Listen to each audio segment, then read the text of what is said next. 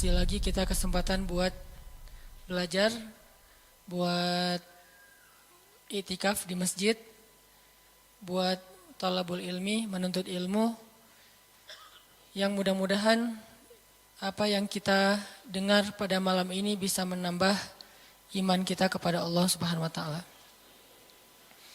Karena seperti yang pernah saya sampaikan dulu tuh, mencari ilmu dalam Islam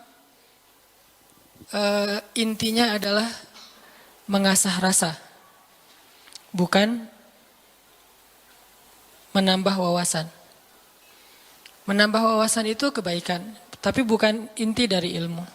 Inti dari ilmu itu adalah mengasah rasa di dalam hati. Yang kalau dalam bahasa Islam disebut dengan, dalam bahasa agama disebut dengan iman. Sehingga bisa jadi seseorang tahu Al-Quran cuma satu ayat, tapi kalau dengan ayat itu dia bertambah dekat sama Allah, bertambah yakin, bertambah banyak amal solehnya, berarti dia adalah orang yang mendapatkan ilmu. Sebaliknya ada orang yang menghafal banyak ayat, mengetahui banyak hadis, atau dia punya gelar-gelar akademik di bidang agama, cuman gak nambah iman ke Allah, gak nambah takut kepada Allah, gak nambah dekat sama Allah, berarti dia cuman mendapatkan wawasan, bukan ilmu. Sehingga inti dari ilmu itu adalah mengasah rasa. Dan dalam Islam, tempatnya ilmu itu bukan di pikiran, tempatnya ilmu itu di hati. Sehingga yang disebut dengan fikih atau faqih, orang yang mengerti, kata ulama, al-fiqhu fiqhul qulub. Mengerti itu tempatnya di dalam hati. Apakah kamu sudah mengerti? Kalau kita katakan sudah, itu artinya kita udah ngerasain di hati. Bukan sudah mengerti dalam arti kita udah hafal, udah faham, udah ingat, udah tahu. Bukan itu yang dimaksud dengan sudah mengerti dalam kalimat fikih. Tetapi yang dimaksud dengan kalimat mengerti sudah bertambah yakin di dalam hati. Sehingga kalau misalnya kita dengar satu nasihat, satu ilmu, satu tausiah, gak nambah yakin dalam hati, berarti kita baru dapat wawasan. Makanya mudah-mudahan majelis-majelis kayak gini nih bisa benar-benar mencas iman kita. Yazid bisa nambah keyakinan kita kepada Allah Subhanahu wa taala. Walaupun teorinya mungkin gak terlalu rumit. Ada mungkin pembahasan tentang akidah mengenal Allah dengan teori yang rumit. Dibagi-bagi. Misalnya akidah itu terbagi kepada 4 bagian. Ada istilah rububiyah, ada istilah uluhiyah, ada istilah asma, ada istilah sifat. Ini teori akidah. Tapi setelah membahas semua teori akidah ini, terus dia nggak makin yakin sama Allah, kalau ada masalah diserahin sama Allah, berarti dia baru dapat wawasan, belum dapat ilmu.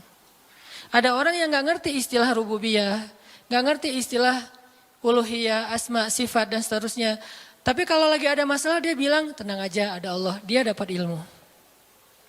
Jadi kita jangan terlalu rumit dengan istilah, tapi berusaha untuk merasakan semua kebaikan-kebaikan dalam ilmu itu di dalam hati kita. Lagian kan kita nggak pengen belajar untuk dapat gelar akademis sebagai seorang LC, MA, doktor ya. Kan kita belajar pengen memperbaiki diri. Sederhana, dan kita juga tidak belajar agama untuk menjudge orang lain, untuk menghakimi orang lain, untuk jadi bahan debat di sosial media. Kita belajar murni untuk memperbaiki diri karena kita sadar bahwa diri kita belum sempurna. Mudah-mudahan malam ini kita dapat apa yang kita cari. Terus makasih untuk kesekian kalinya buat teman-teman yang selalu hadir, yang istiqomah, yang bahkan diam-diam banyak yang datang dari tempat-tempat yang jauh, yang diam-diam banyak yang sudah berkorban untuk bisa hadir dalam majelis ilmu ini, yang mungkin udah berusaha semaksimal mungkin untuk hadir lebih awal, tapi ternyata qadarullah tetap nggak dapat tempat di dalam, harus tetap di luar. Maka mudah-mudahan Allah Maha tahu apa yang sudah teman-teman perjuangkan. Dan saya selalu nge-mention tentang anak muda Bandung kemanapun saya pergi, bahwa memang syiar teman-teman di Bandung ini udah tersebar di seluruh Indonesia. Bahkan mudah-mudahan udah tersebar di luar Indonesia, bahwa semangat hijrah anak-anak muda Bandung ditiru oleh anak-anak muda di tempat-tempat yang lain insya Allah. Sehingga kita dapat pahala dari kebaikan yang ditiru itu. Wa ja'alna lil muttaqina imama. Jadikanlah kami imam, teladan dalam ketakwaan. Jadi imam di sini bukan suami. Kalau itu masih lama kali ya. Imam di sini adalah teladan. Belum ada tanda-tandanya soalnya. Baik, teman-teman, malam ini kita akan bahas tema plesetan dari salah satu grup band pada masanya. Yang tahu ini berarti usianya sekian. Saya juga nggak tahu karena masih muda. Nggak gaul, makanya nggak tahu. Kalau nggak salah namanya Lamb of God ya. Jadi diplesetin jadi Mud of God. Tentang apa itu? Tentang, ini kalau yang plesetannya ya. Tentang gimana kita belajar memahami maunya Allah. Gimana kita belajar mengerti apa yang Allah kehendaki di dalam satu peristiwa kalau kita ngalamin sesuatu. Karena kalau kita nggak ngerti maunya Allah, nggak ngerti apa kehendak Allah di dalam apa yang kita alamin, kita jadi gampang putus asa. Kita jadi kadang-kadang malah berburuk sangka kepada Allah. Kalau udah berburuk sangka kepada Allah, pasti kita akan mengambil jalan-jalan yang harusnya kita hindari. Nah, kita belajar nih memahami Allah kayak gimana sih maunya. Dan orang yang dekat sama Allah ngerti banget yang gini-gini nih. Kita pengen belajar kayak gitu juga. Kan ada orang, sebutlah kita ya sama teman. Kita tuh udah dekat sama dia. Dari SD kita udah barengan. Sama-sama SD tapi beda SD-nya.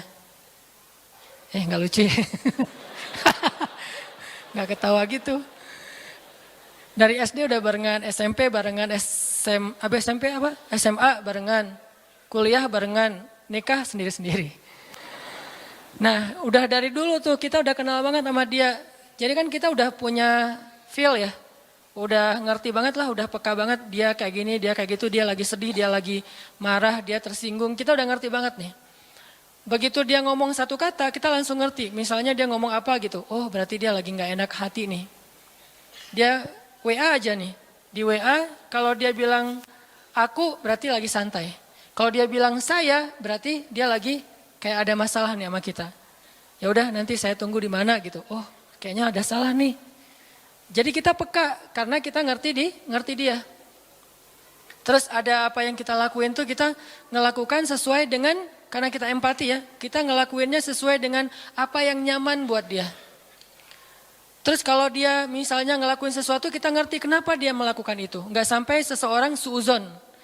Kenapa ada orang suuzon sama dia? Karena nggak ngerti sama dia. Kenapa ada orang yang salah sangka? Karena nggak ngerti. Gitu juga kita ke Allah.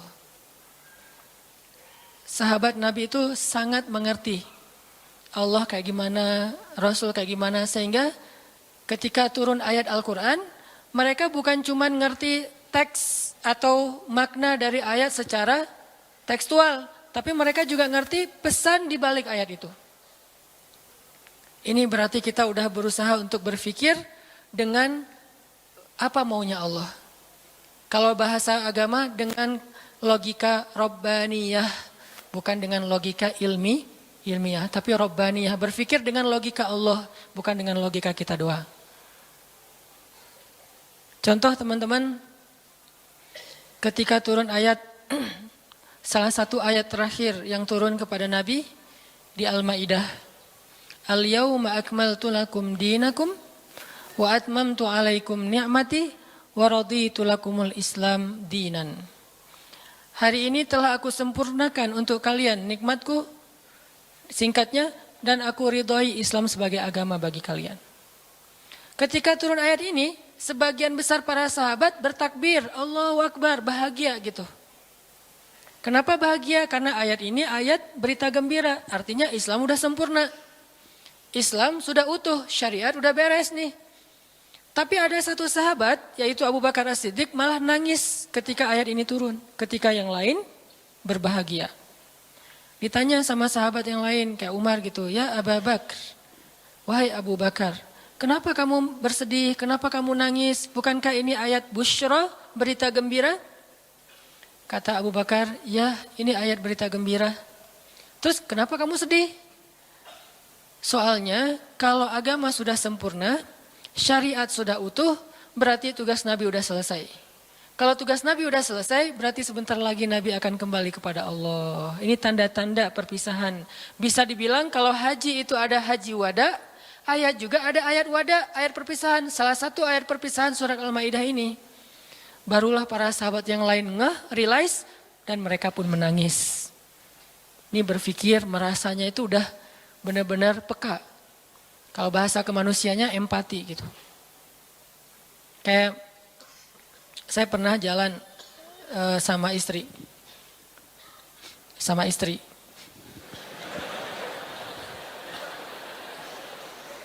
Soalnya nggak mau saya jalan sendiri. Pasti jalan sama istri. Terus diajak sama temen makan seafood. Ikan panggang. Istri saya tuh udah tahu kalau saya nggak biasa dan nggak masuk nih kalau makan ikan panggang. Paling mentoknya ikan goreng atau ikan di asam pedas gitu ya, garang asam. Tapi kalau yang panggang nggak masuk. Diajak sama teman saya, Ustadz ada ikan panggang enak banget nih seafood. Benar-benar makannya di samping laut. Saya kan nggak enak nolak undangan ya. Oh ya boleh. Istri saya langsung lirik-lirik. Dan dia nanya, ada yang digoreng nggak? Kenapa dia bisa langsung ngomong gitu? Kan tahu kan jawabannya? Nah, ada nggak yang ngerasain kita kayak gitu kalau lagi jalan? Belum ya? Duh, maaf ya salah ngomong. Yang empati sama kita, yang ngerti banget kita maunya apa, nggak sukanya apa, dia langsung ngerti, langsung minta ikan goreng. Karena saya tahu saya nggak bisa makan ikan panggang.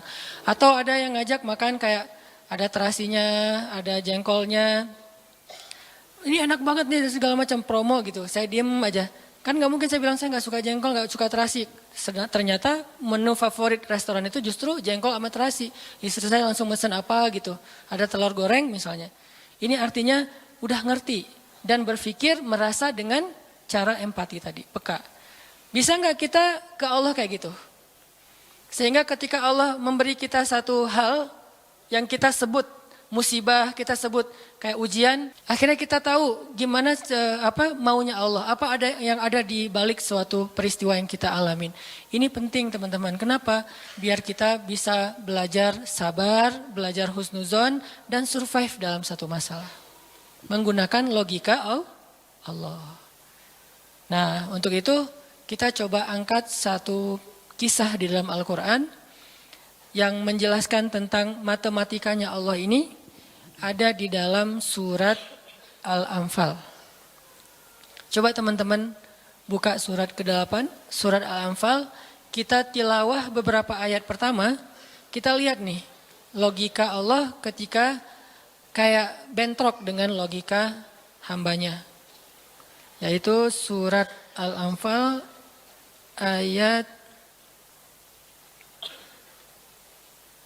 5. Kita baca ayat 5 sampai ayat 8. Ini salah satu peristiwa ketika logika Allah kayak bentrok dengan logika manusia. Kepengennya Allah beda sama kepengennya hamba. Terus apa yang dilakukan hamba itu, terus apa hasil setelah itu? Kita coba baca ayat 5 sampai ayat 8. A'udzu billahi minasy syaithanir rajim. Silakan.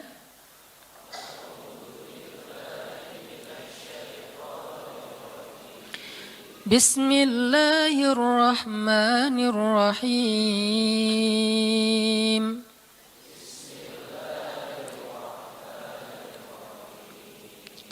Kama akhrajaka rabbuka min baitika bil haqq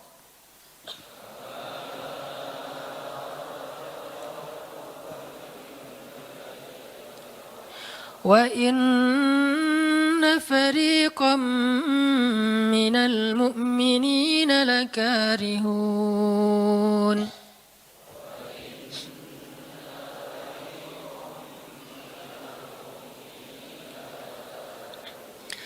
يجادلونك في الحق بعدما تبين كأنما يساقون إلى الموت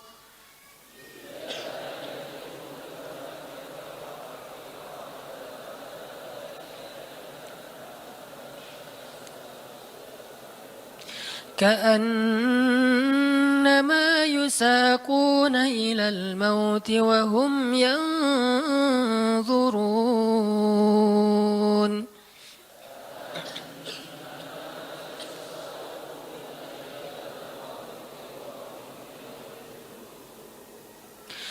وإذ يعدكم الله إحدى الطائفتين أنها لكم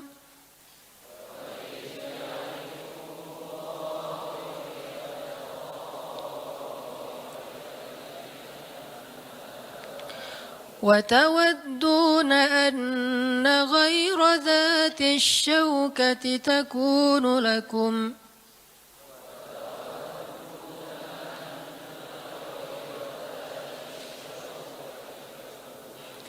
ويريد الله أن يحق الحق بكلماته ويقطع دابر الكافرين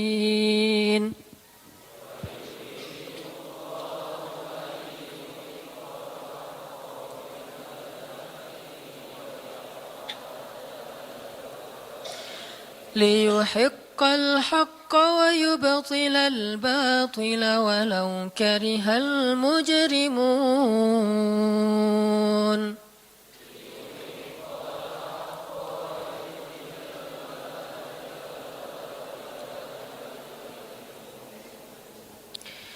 yaitu sebagaimana Tuhan kalian telah menyuruh kalian untuk pergi dari rumah kalian dengan sebenar-benarnya. Meskipun sesungguhnya sebagian dari orang-orang yang beriman itu tidak menyukainya.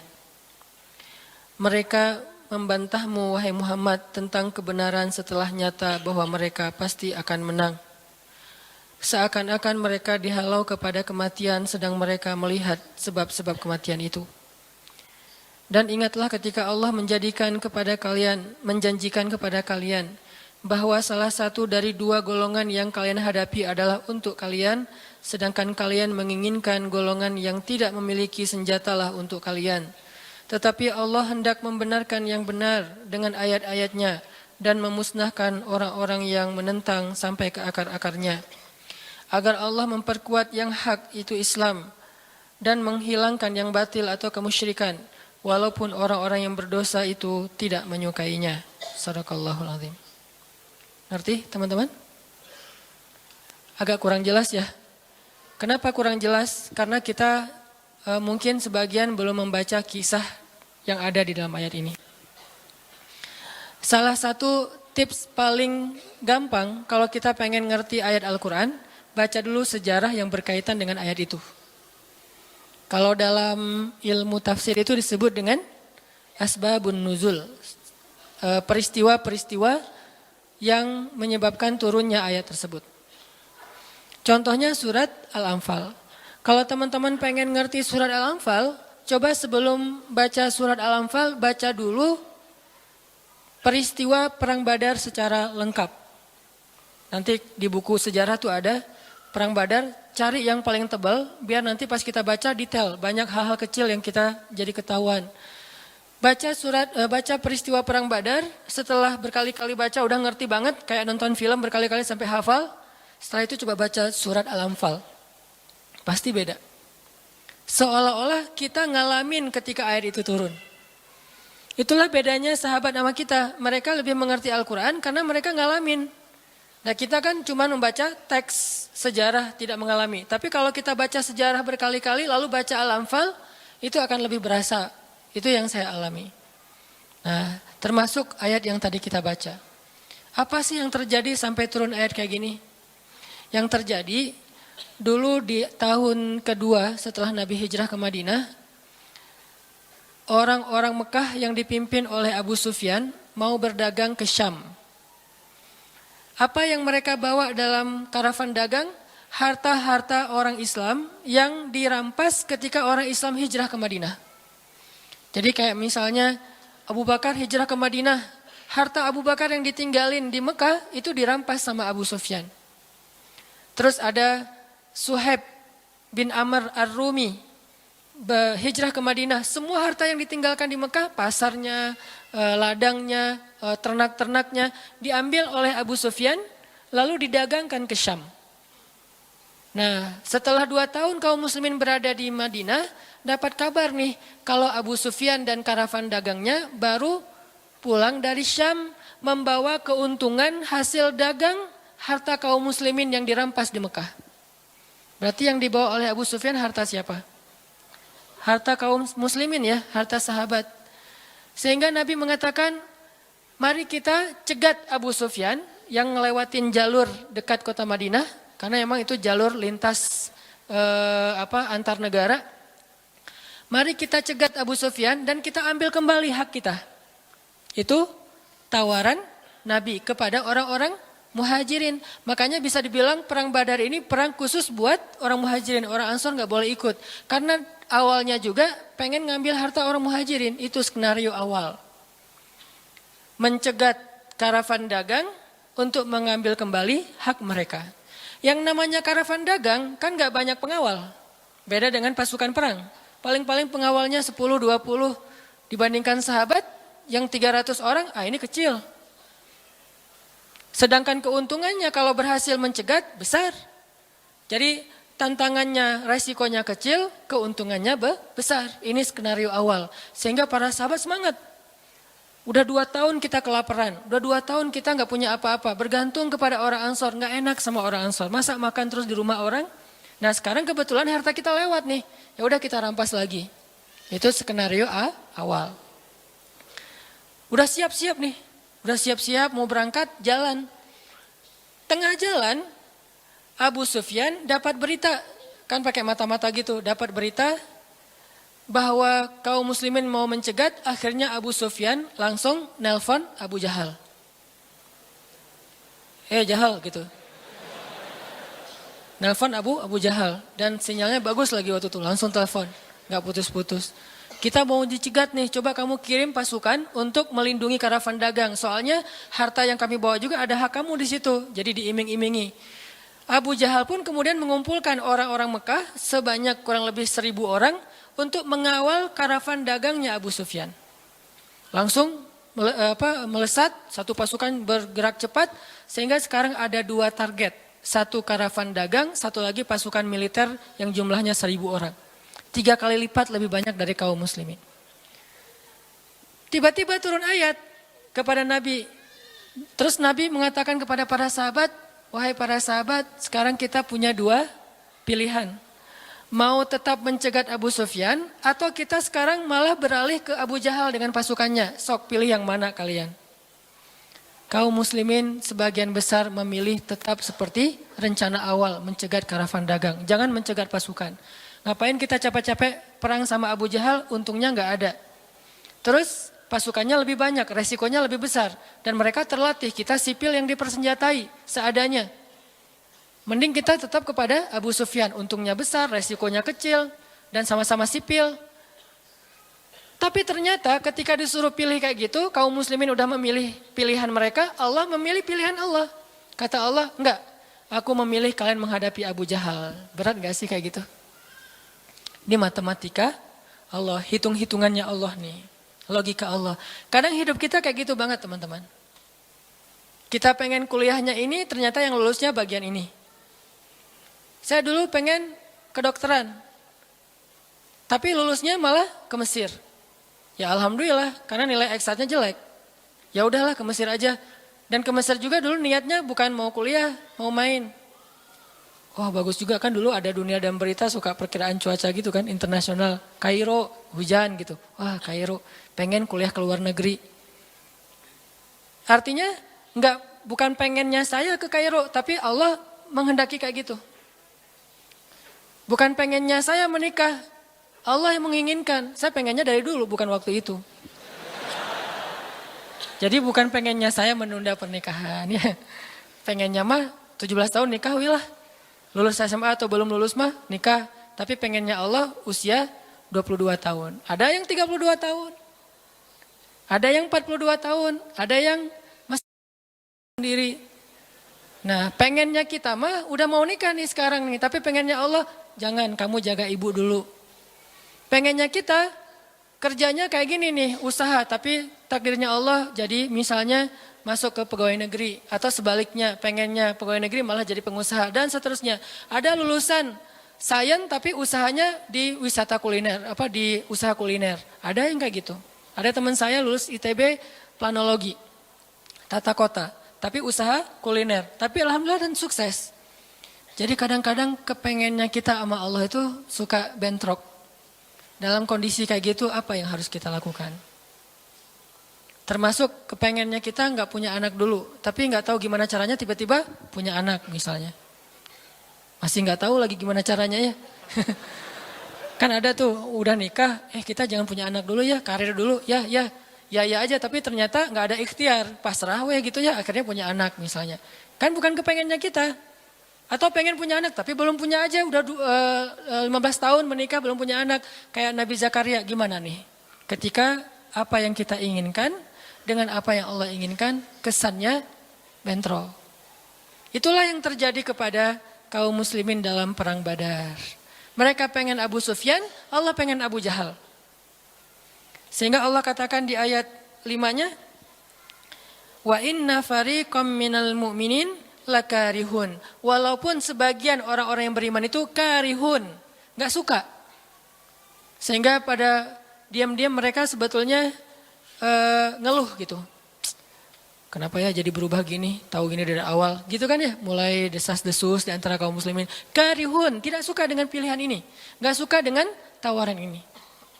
Inilah yang terjadi. Dan kita kadang-kadang juga karihun dengan kehendak Allah. Karihun, kenapa sih harus kayak gini? Kenapa sih saya hidupnya gini-gini amat? Kenapa saya yang diperlakukan kayak gini? Kenapa? Dulu ada satu tips, katakan saja la'allahu khair. Ya mudah-mudahan ada kebaikan di sini. Yang penting saya udah ikhtiar, jadinya kayak gini, ya udah jalanin aja. Saya udah ikhtiar, jadinya sama dia, ya udah jalanin aja. Mudah-mudahan la'allahu khair. Nah ini kita coba nanti lanjutkan lagi kisah perang Badar. Terus kita coba lihat hubungannya dengan hidup kita tuh kayak gimana. Mudah-mudahan kita bisa tahu apa yang harus kita lakukan kalau keinginan kita dan keinginan Allah kadang-kadang seperti bentrok. Dalam contoh sehari-hari aja. Misalnya mau main, ternyata lapangannya becek misalnya.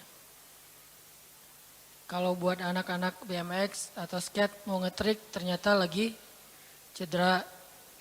Atau mau jalan sama seseorang, hujan misalnya. Apain lagi? Mau beli handphone baru, ternyata usaha kita yang tadi kita udah pikirin ada untungnya malah rugi. Mau jalan-jalan keluar kota, pasangannya sakit. Dan banyak, kadang-kadang penyebabnya sepele banget. Tapi bikin kita kecewa. Nah, gimana caranya kalau kondisinya kayak gitu? Sama kayak para sahabat dulu dalam perjalanan umroh. Pengen umroh, ternyata udah sampai di perbatasan kota Mekah, nggak boleh masuk, disuruh pulang lagi ke Madinah. Itu kan diceritain dalam surat Al-Fatihah tentang perjalanan umroh yang berakhir dengan malah perjanjian Hudaybiyah. Niatnya pengen umroh, tapi endingnya perjanjian. Yang isi perjanjiannya, poin-poinnya kayaknya ngerugiin umat Islam banget. Tapi kan Allah punya rencana, dan rencana Allah pasti yang terbaik daripada rencana kita. Masalahnya gimana kita bisa ridho, bisa rela kalau kondisi itu terjadi dalam hidup kita. Kita sih yakin, ini adalah qadarullah, keinginan Allah. Tapi bikin kita yakin itu jadi berbuah, yakin itu kan kayak pohon ya. Iman itu adalah pohon. Gimana biar pohon ini berbuah? Salah satu buahnya itu adalah sifat ridho, sifat nerima. Sehingga dengan sifat ridho itu akhirnya kita punya kebaikan. Kebaikannya jadi bisa survive, tenang menghadapi masalah. sabar dan seterusnya. Nah, gimana caranya? Setelah kita dapat sesuatu, kita yakin kepada Allah, terus jadi ridho. Nah, ini belajar matematikanya Allah Subhanahu wa taala. Dan itulah yang terjadi dalam perjanjian Hudaibiyah, terjadi kepada Siti Maryam yang tadi dibacain suratnya. Maryam gak pengen punya anak tanpa suami. Kalaupun harus punya anak, nikah dulu. Tapi Allah punya rencana lain. Rencana manusia punya anak setelah nikah. Lagian Maryam lagi belum siap menikah nih.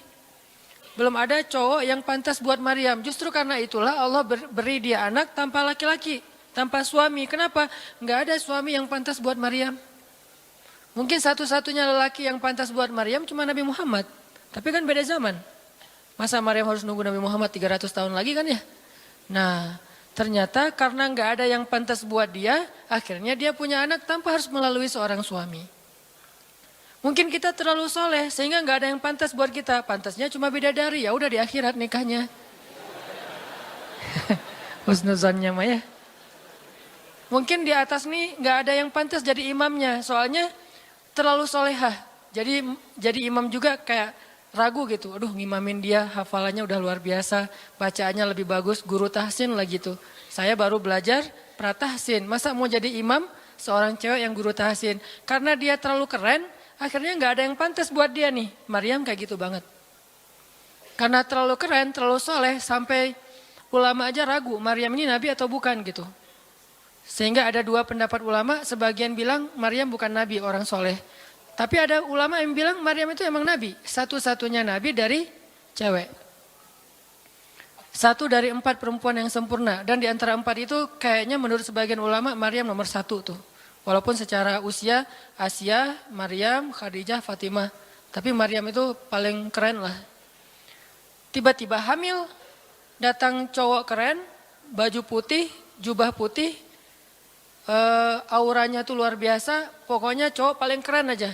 Sampai Maryam kaget dan berta'awuz. Inni a'udzu birrahmani minka in kunta taqiyya. Aku berlindung kepada Allah dari kamu. Ketemu cowok keren malah berlindung, bukan bersyukur. Coba. Duh, keren banget ya. Astagfirullah, auzubillah, gitu kan ya. Nih Maryam nih. Duh, ceweknya keren banget. Udah lama ngelihat baru auzubillah, enggak. Dari awal auzubillah. Kenapa? Ada pasangan di sebelah gitu. Ada istrinya. Nah, Maryam langsung ta'awuz, inni a'udzu birrahman minka in kunta taqiyya. Kata Jibril, cowok keren itu ternyata namanya Gabriel. Kata Gabriel, innama ana rasulu rabbik li'ahaba laki ghulaman zakiyya.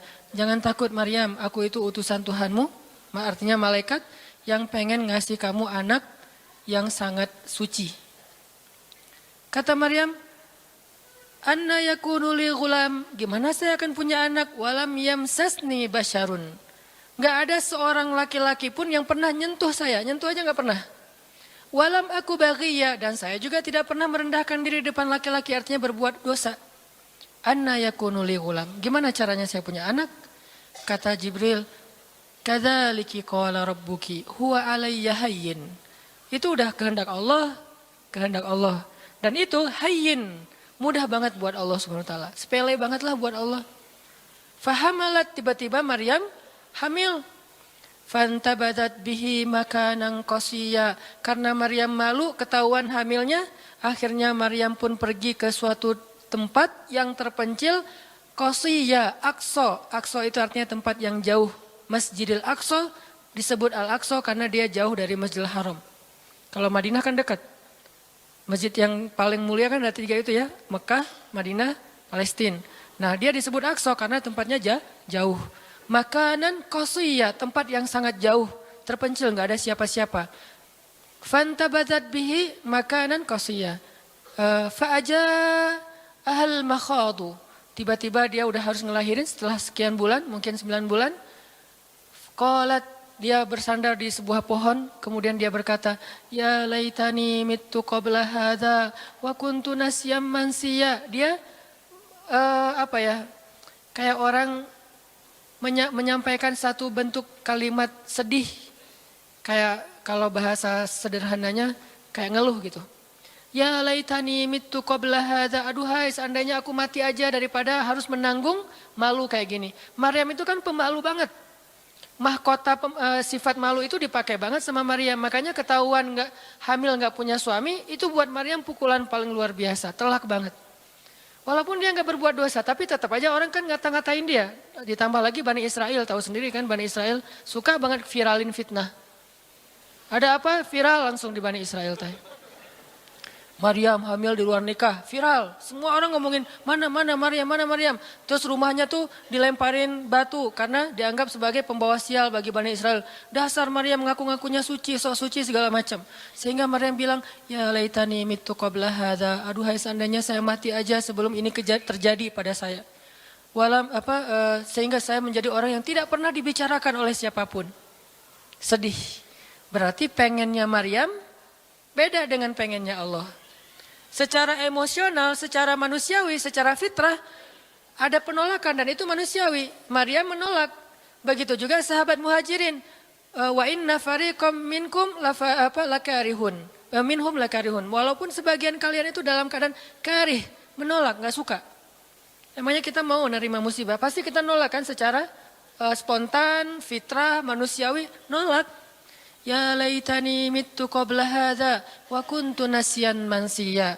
Aduhai seandainya aku mati aja sebelum kejadian ini terjadi padaku sehingga enggak ada orang yang ngomongin tentang aku. Jadi enggak ada trending topik tentang Maryam waktu itu. Dia berharap kayak gitu. Semua berita buka channel mana aja Maryam. Asal buka Instagram yang muncul duluan di home tuh Maryam. Viral banget, semua orang ngomongin Maryam. Sehingga Maryam bayangin, semua orang ngomongin kita se-Indonesia. Karena emang sebelumnya kan Maryam memang selebgram banget kan. Semua orang pengen nge-following Maryam. Jangankan yang cewek-cewek, yang cowok juga pengen nge-following Maryam. Cuman gak ada yang pantas. Semuanya kagum sama Maryam, respect. Tiba-tiba berubah. Kalau gak naik, jatuh kan gak berasa nih. Kita gak naik, jatuh. Paling keseleo dikit. Tapi kalau naiknya udah terlalu tinggi, jatuh kan lebih sakit nih. Maryam tuh naiknya udah terlalu tinggi. Saking tingginya sampai Nabi menyebut dia satu di antara 4 yang sempurna di muka bumi. Gak ada perempuan yang sempurna kecuali 4 itu. Itu benar-benar dipuja-puja tuh Maryam. Pengen punya anak nanti namanya Maryam. Pengen punya istri kayak Maryam. Pengen punya ibu kayak Maryam. Pokoknya Maryam itu idola banget tuh di zaman tersebut. Bani Israel kalau suka lebaynya luar biasa. Kalau benci, wah noraknya juga luar biasa. Itu Bani Israel. Berlebihan gitu. Kalau suka habis-habisan sampai dijadikan Tuhan kan dulu mereka pernah mengangkat seorang laki-laki yang soleh jadi Tuhan. Namanya Uzair. Namanya Uzair. Disebut sebagai anak Tuhan. Kemudian juga Isa juga gitu. Bani Israel tuh luar biasa kalau suka. Kalau benci, wah habis-habisan juga tuh dijelek-jelekin. Kayak mereka ngejelek-jelekin Musa, Harun. Kalau Harun gak terlalu sih Musa. Kayak mereka ngejelek-jelekin Nabi, malaikat malaikat Jibril. Kan Bani Israel paling gak suka sama Jibril ya. Jadi gak ada orang Yahudi nama anaknya Gabriel tuh gak ada. Rata-rata nama anaknya Michael. Karena mereka senang banget sama Mikail, gak suka sama Jibril. Kenapa? Jibril itu kalau turun pasti bawa perintah. Wahyu kan? Jibril mah hese, bawa perintah wae gitu. Bawel Jibril menurut mereka. Kalau Mikail keren, bawa rezeki, bawa rahmat, bawa apa. Sehingga mereka senangnya sama Mikail. Dibikinlah film Jin versus Gabriel. Malah nggak yang baik itu waktu itu Jin. Kan banyak tuh film-film kayak gitu tuh. Itu memang dari dulu kayak gitu. Nah Maryam naik tinggi, dipuja-puja semua orang. Maryam, kalau ketemu Maryam, fall back dong gitu-gitu. Pada wah pokoknya heboh aja sama Maryam. Tiba-tiba ada kasus, Maryam kan jatuhnya dalam banget. Sehingga Maryam tuh nggak siap perasaannya. Bukan karena dia sombong dan senang dipuja. Tapi memang dia orang yang selama ini nggak melakukan kesalahan apapun. Tiba-tiba dihadapkan dengan tuduhan yang sangat-sangat menyedihkan. Mirip dengan yang dialamin oleh Aisyah dituduh selingkuh. Orang sekelas Aisyah dituduh selingkuh kan berat banget. Kita aja dituduh macam-macam udah sedih kan, apalagi Aisyah. Sekelas Aisyah yang terjaga dituduh selingkuh. Maryam terjaga dituduh selingkuh. Ternyata diam-diam Maryam banyak banget ada versi gosip dia melakukannya dengan rahib. Ada gosip melakukannya sesama murid di Al-Aqsa. Ada gosip melakukan dengan Zakaria. Banyak gosip. Berat banget buat Maryam. Sehingga Maryam mengatakan, ya laitani mittu qabla hadza wa kuntu nasyan mansiya. Aduhai seandainya aku mati aja. Aduhai seandainya dulu aku gak bikin akun Instagram. Pasti gak akan jadi apa-apa gitu. Nyesel udah punya akun. Udah gitu banyak lagi yang ngomongin. Akhirnya turun ayat. Turun lagi Jibril. Turun malaikat. Fanadaha min tahtiha alla tahzani qad ja'ala rabbuki tahtaki sariyya. Dipanggillah Maryam oleh malaikat itu. Ya Maryam, la tahzani. Kalau Abu Bakar, la tahzan. Kalau Maryam, la tahzani. Dua orang yang disebutkan kalimat la tahzan di dalam Al-Quran. La tahzan, innallaha ma'ana. Siapa? Abu Bakar. Kalau Maryam, la tahzani, qad ja'ala rabbuki tahtaki sariyya. Jangan sedih wahai Maryam, gak usah khawatir. Allah udah memunculkan mata air di bawah kakimu. Artinya Allah yang akan merawat kamu. Allah yang akan ngebelain kamu. Allah yang akan deketin kamu. Allah bersama kamu wahai Maryam. Apa pelajarannya di sini teman-teman? Ketika Allah menggunakan logikanya yang kita tidak bayangkan, yang awalnya kita tolak, itu artinya Allah sedang memberikan kita kesempatan hanya akan ditolong oleh Allah saja, tidak oleh makhluk. Ketika Allah menempatkan kita dalam satu situasi yang sulit, yang sampai bikin kita kehabisan ide nih gimana cara keluar dari situasi ini, itu berarti Allah lagi ngasih kita kesempatan masuk dalam sebuah situasi yang tidak ada yang bisa nolong kita kecuali Allah. Allah pengen nolong sendiri. Dan pertolongan Allah itu ajaib. Tapi kalau Allah tempatkan kita dalam sebuah situasi yang kita masih berpikir dan menemukan beberapa jalan walaupun belum pasti bisa, berarti kita masih diberikan kesempatan yang nolong kita itu makhluk. Oh minta tolong ke si fulan, minta tolong si fulan. Tapi begitu kita mentok, kenapa ya kok berat banget nih masalah saya? Berarti Allah lagi menempatkan kita di sebuah situasi yang Allah sendiri yang akan menolong kita. Itulah perang Badar, itulah perang Ahzab. Itulah Hudaybiyah, itulah Maryam, itulah banyak kisah kayak gitu. Situasi yang kayak udah mentok banget, yang gak pernah kita bayangkan, yang kita awalnya pasti nolak secara spontan, berarti Allah lagi nempatin kita di sebuah situasi yang Allah pengen men-treat kita langsung sendiri, gak mau pakai yang lain. Qad ja'ala rabbuki tahtaki sariyya. Allah sendiri yang akan memunculkan mata air di bawah kakimu wahai Maryam. Ayub juga kayak gitu. Semua dokter datang habis uang Ayub untuk biaya dokter tapi gak sembuh. Kenapa? Allah gak pengen kesembuhannya dengan cara-cara yang kebayang oleh Ayub. Allah gak pengen kita dapat jodoh dengan cara yang kebayang oleh kita. Reunian, stalking Instagram, salah ngambil kebab. Pokoknya yang kebayang sama kita itu gak akan. Kenapa Allah pengen ngasih kita cara yang cuman Allah sendiri yang tahu dan itu surprise. Dan itu istimewa banget. Apa itu? Kalau saya tahu berarti bukan surprise kan? Tunggu aja, masing-masing punya rahasia sendiri-sendiri. Dan ini yang bikin kita terus berharap.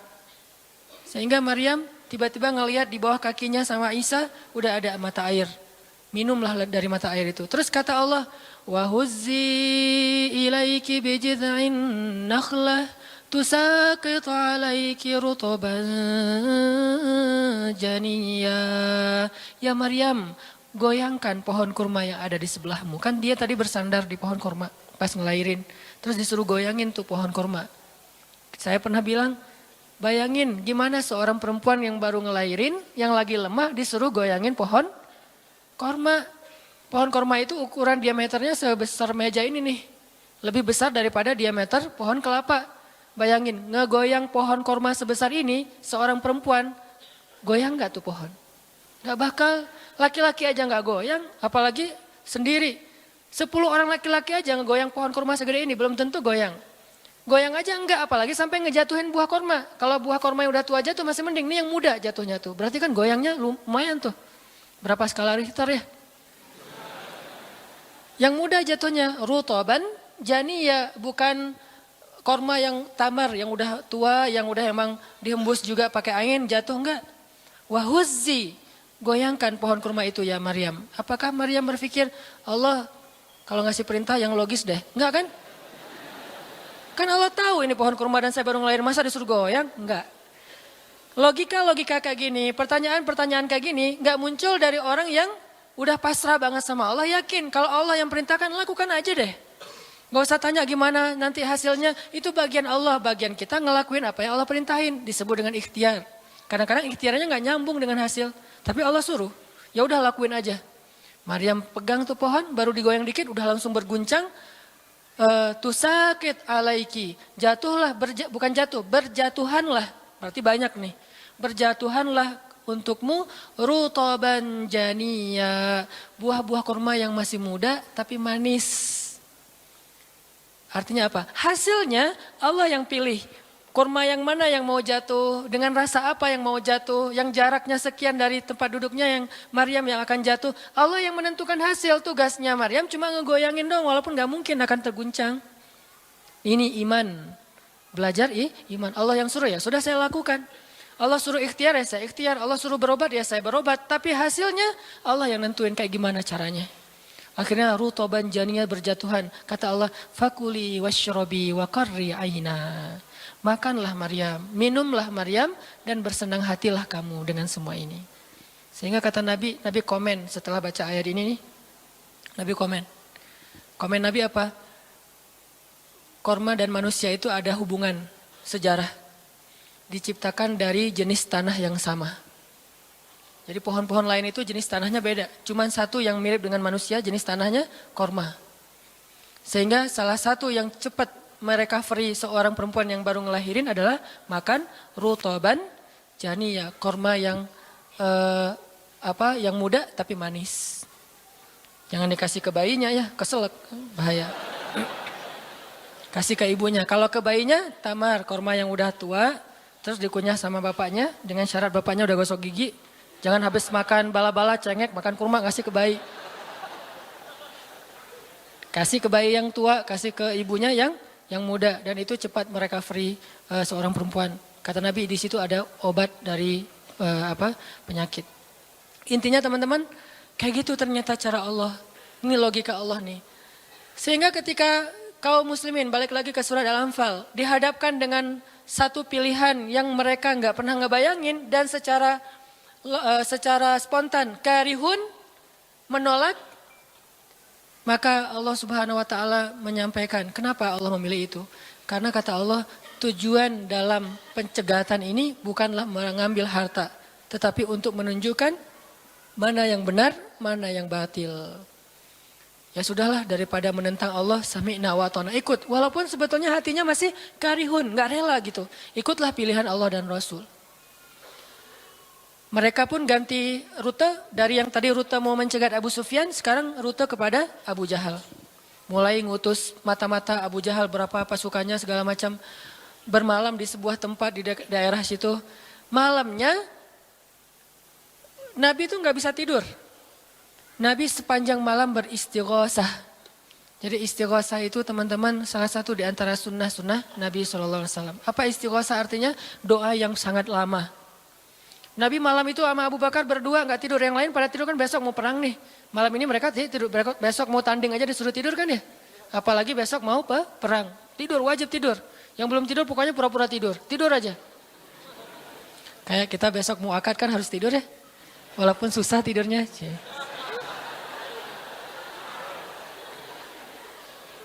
Pokoknya kalau mau akad nggak bisa tidur teman-teman. Ngapain? Ngafal aja, saya terima kok. Nanti takut salah saya tolak kan bahaya. Udah diizinin sama calon mertua masih ditolak. Nah malamnya pada tidur kecuali 2 orang. Rasul sama Abu Bakar. Selalu berdua orang ini nih pokoknya soulmate banget. Direkam soulmate-nya di Al-Quran. Rasul beristighosah, doa yang sangat khusyuk. Berharap banget, panjang lagi doanya sepanjang malam. Sampai Nabi mengangkat kedua tangannya itu nggak gini, tapi gini. Pernah nggak doa kayak gini? Nah makanya masih sendiri ya. Coba istighosah, ya Allah. Langsung tuh. Jadi kalau doa jangan gini doang, apalagi gini santai. Sesekali doa, Allah. Ternyata belum, naik lagi sampai mungkin. Dan itu ada sunnahnya, Nabi berdoa dengan, kan Nabi berdoa kadang mengangkat tangan, kadang tidak mengangkat tangan, kayak doa sehari-hari masa angkat tangan kan ya. Kayak mau makan misalnya, bismillahirrahmanirrahim amutu wa ahya. Allahumma barik lana gitu ya. Kan nggak harus ngangkat tangan. Sarewai ini. Nah, udah kadang Nabi doanya gini, nelunjuk. Bukan perintah Allah, ya Allah kasih lo ya. Enggak. Nelunjuk dengan filosofi Arab sama filosofi Indonesia beda. Makanya jangan menerjemahkan teks Arab dengan konteks kita, dengan persepsi kita. Terjemahkan dengan persepsi bahasa sendiri. Apa sih maksudnya? Gitulah. Jadi di Arab tuh kalau gini bukan merintah.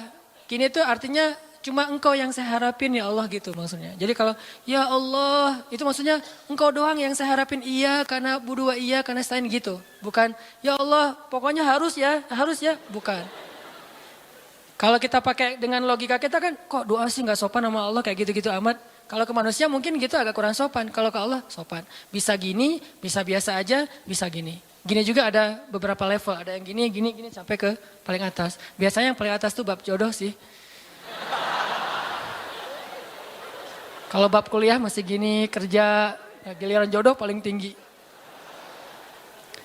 Apalagi kalau udah jodohnya balikan sama mantan. Tuh kayaknya naik kursi. Lebih tinggi lagi.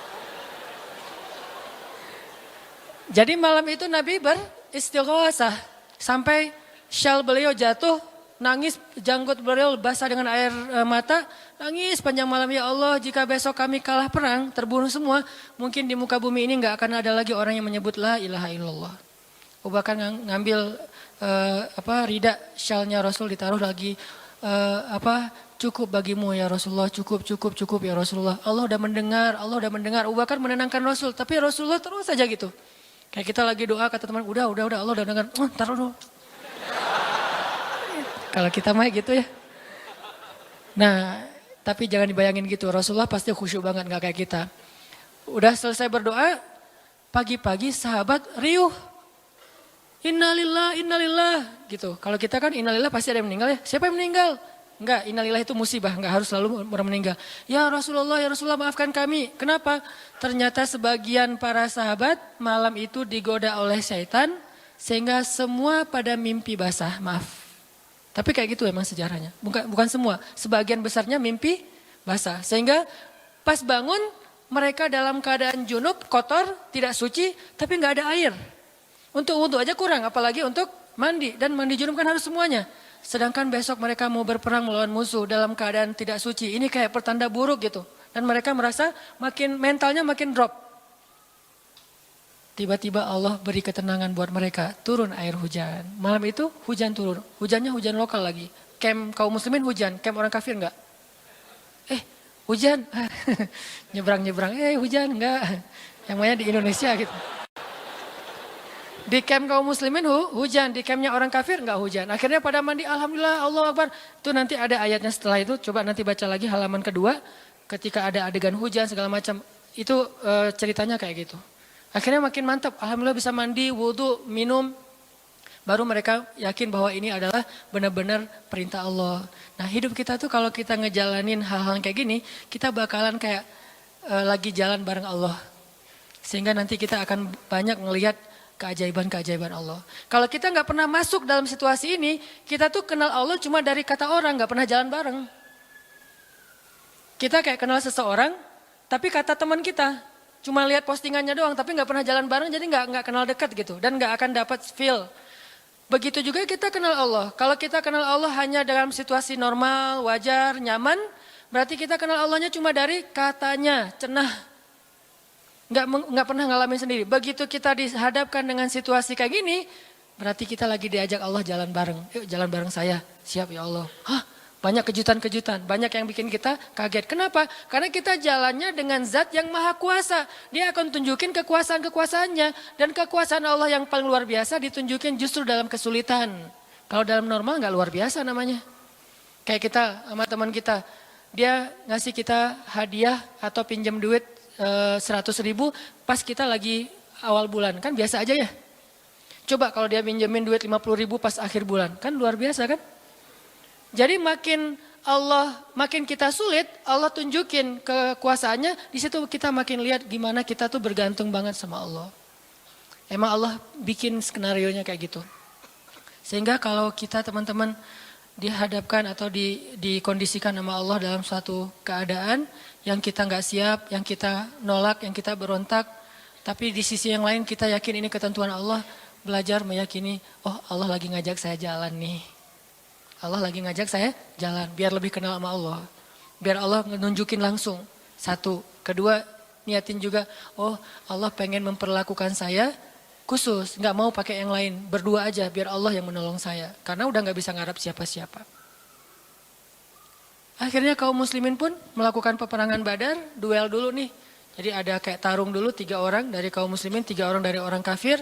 Tarung salah satunya jagoannya Nabi, kesayangan dan kebanggaan Nabi banget, anak muda yang bernama Ali bin Abi Thalib. Ali maju, kalah musuh, terkapar 3-3-nya mati. Kaum muslimin bertakbir, ahadun ahad. Yel-yel yang dipakai oleh Bilal dulu di Mekah, dipakai oleh kaum muslimin. Menanglah perang Badar. Dan dalam peperangan itu Allah tunjukkan yang luar biasa, kaum muslimin ditolong oleh makhluk yang turun dari langit berbondong-bondong, terbang, menyambar dengan pakai ikat kepala berwarna hijau. Malaikat. Jadi ada khusus malaikat yang tugasnya sebagai malaikat militer. Ini malaikat angkatan udara nih. Malaikat militer. Kalau yang tadi kan di Maryam angkatan darat. Jadi ngasih korma segala macam. Ini angkatan udara. Nyambar dari atas, bayangin. Kaum muslimin lagi perang, tiba-tiba serangan udara kan luar biasa tuh. Dan ini pertolongannya munculnya kenapa? Karena kaum muslimin memilih pilihan Allah.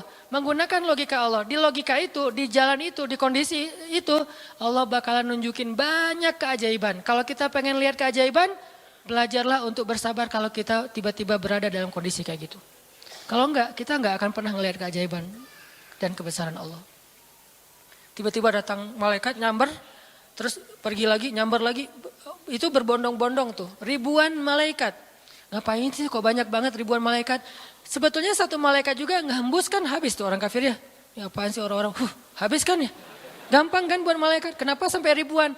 Kata Allah alasannya bukan untuk ngancurin orang kafir. Alasannya untuk meneguhkan orang beriman.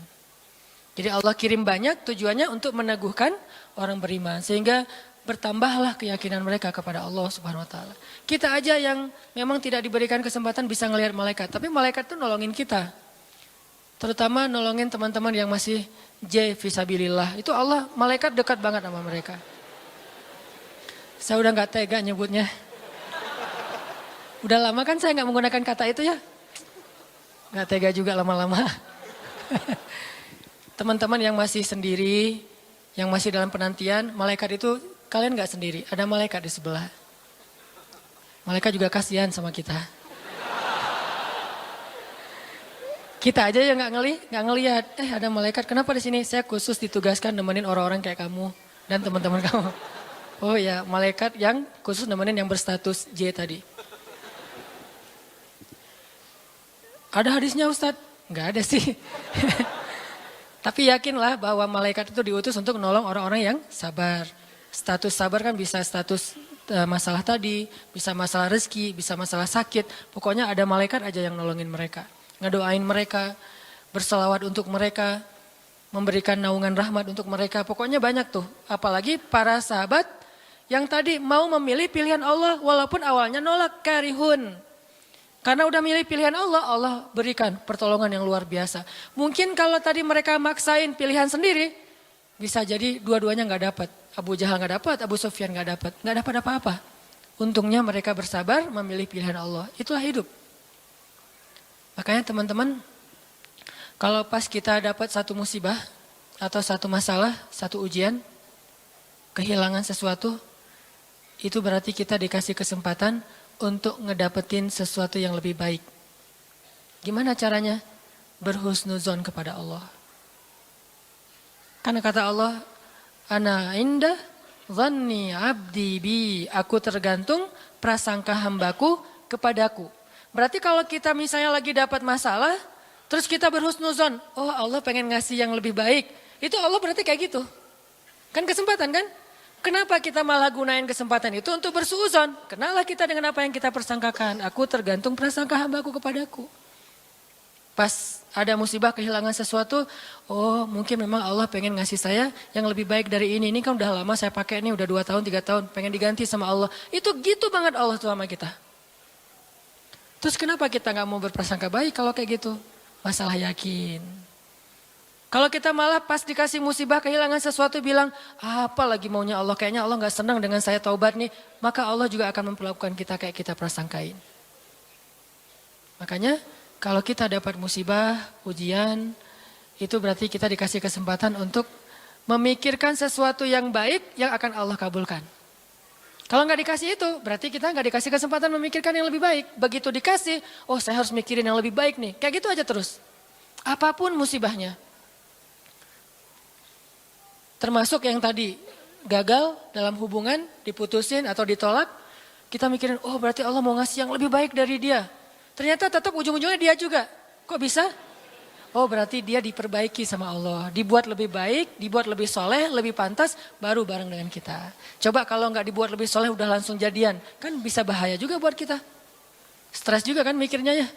Makanya Nabi mengatakan sebaik-baik perhiasan adalah istri yang soleha. Itu benar-benar menyenangkan hati. Kebahagiaan bagi laki-laki itu adalah memiliki seorang istri yang soleha. Istri yang soleha itu bukan cuman istri yang hafal Qur'annya banyak, yang hafal hadisnya bukan wawasan. Istri yang soleha itu istri yang akhlaknya baik. Yang kalau kita ngelihat dia langsung bahagia. Jadi pulang ke rumah itu gak pernah nyetel TV. Kenapa papa gak pernah lihat TV? Kan lihat mama. Ya.